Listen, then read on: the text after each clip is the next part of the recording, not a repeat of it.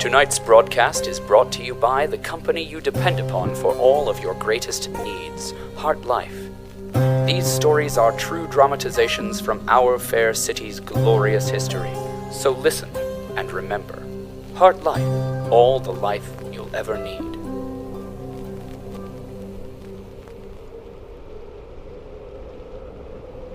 Above the safe tunnels and cozy warrens of our fair city, there is no heaven.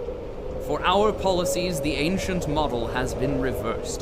When we die, we hope to go down to a place of heat, because to go up to the surface means to be cold, eternally cold.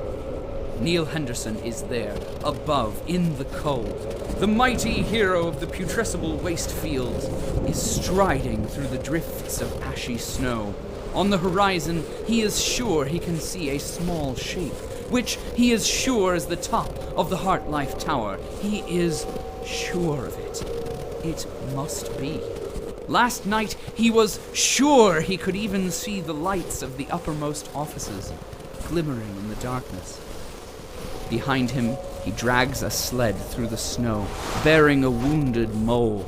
Beyond is a train of human souls, who without him would certainly be damned to remain forever in this frozen hell.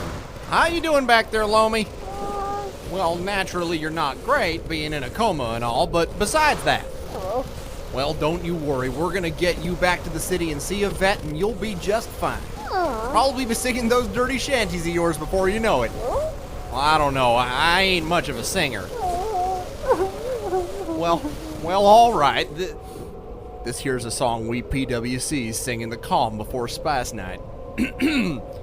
There's a place that I know in this wonderful city, where the ground's soft and brown and it smells awfully... Did you hear something, Loamy? Neal! Alison? Well, hold up, Loamy, it's Alison. Oh, shut up, it's not like that. Alison, what is it? We need to stop. Again? Why? See all those people over there? The ones huddling together for warmth?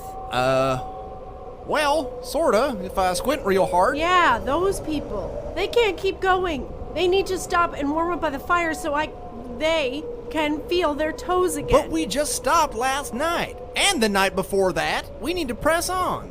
You know, a fire would probably do your mole a world of good. Is that true, Loamy? Are you cold? Fire would make her warm.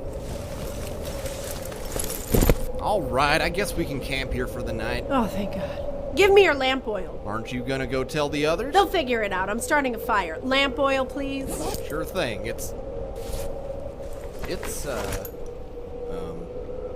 Well, that's funny. I could have sworn it was right here. Loamy, have you seen that fire fuel? Good point, Loamy. Alison, don't you got a can of your own? Ugh, fine. I'll use some of mine.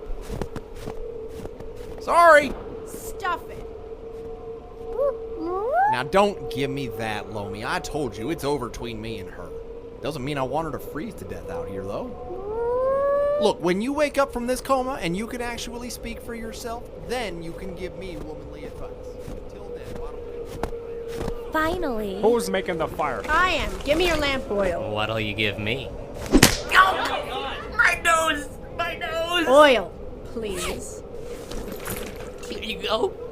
Thank you. Has anyone seen my pocket knife? Has anyone seen my blanket? I need my blanket. Who gives a PWC's paycheck about your stupid blanket? I want to know what happened to my ring. Now, I think it's high time we change these bandages. Whee! That is the 78th worst smell I have ever smelled. Oh, now let me just get those bandages. Hey, where'd you get that hat? It's mine! No, it isn't. It's mine. You stole it. It's mine hat. Give me.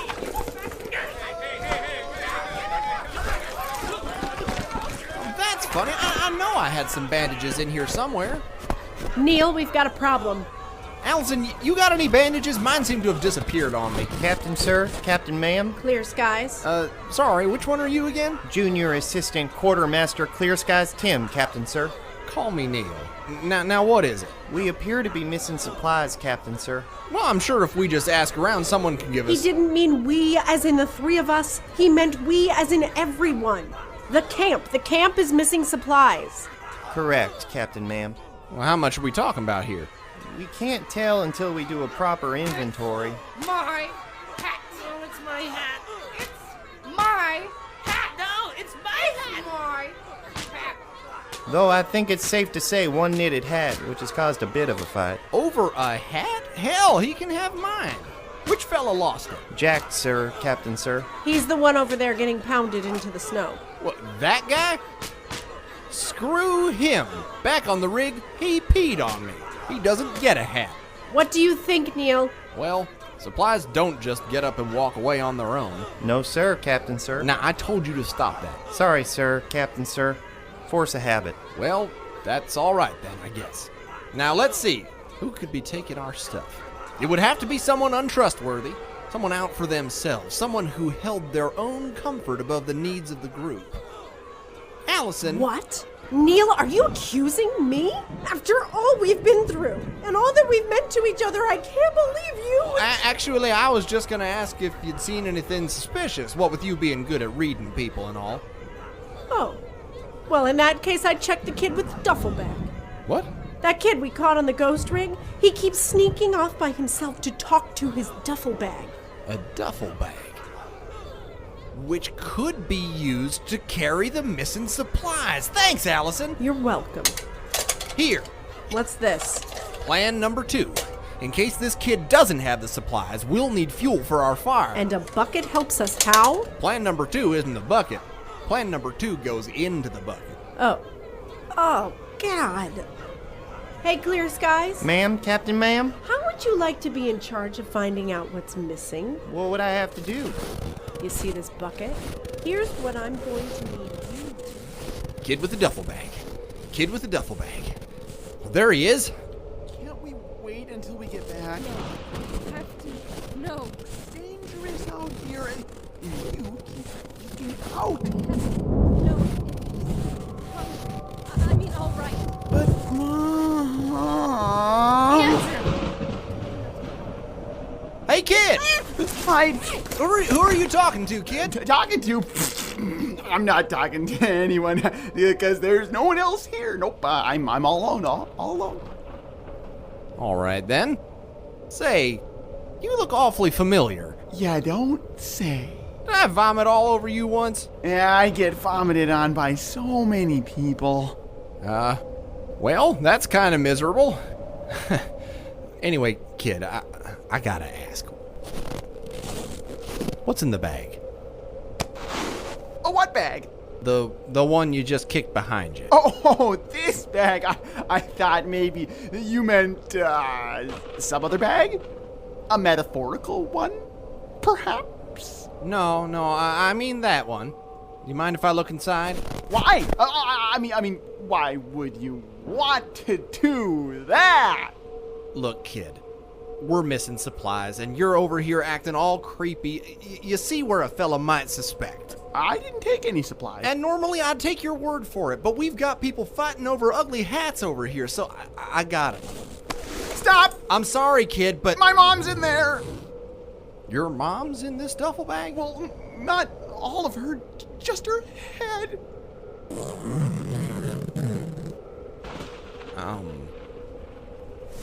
You want to explain why you're keeping your mom's head in a duffel bag? We were on the rig and it crashed and we were separated and I looked and I looked and I looked for her and then I found her but she was all in pieces so I took her head and if I can just get her back to the city everything will be all right.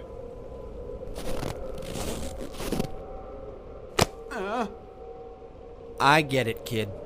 You do? You want to do right by your mom. Give her a proper send-off.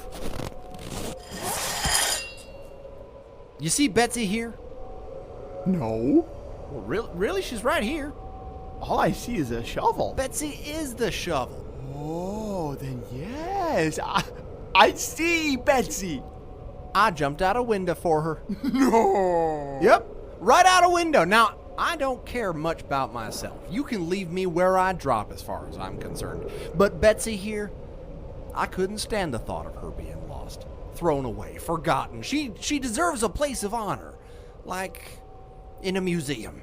Or behind the counter at Al's, and I bet your mom's just the same. I don't think that would be very hygienic. What? I mean, I guess if you put her in a jar. No, I mean, she deserves something better. To be honored for being the special lady I'm sure she was. She sure is. What was? She sure was. That's okay, kid. I get it. Look, I'll make sure no one bugs you while you're out here paying your respects. I'll tell them you're on sentry duty, watching for this supply thief. How's that sound? Gee, thanks. And just remember, as long as you have your memories of her, your mom will never truly die. That is mostly true. Well, I'll leave you to it then. When you're ready, head back toward the fires. We'll have some chow and a bucket waiting for you.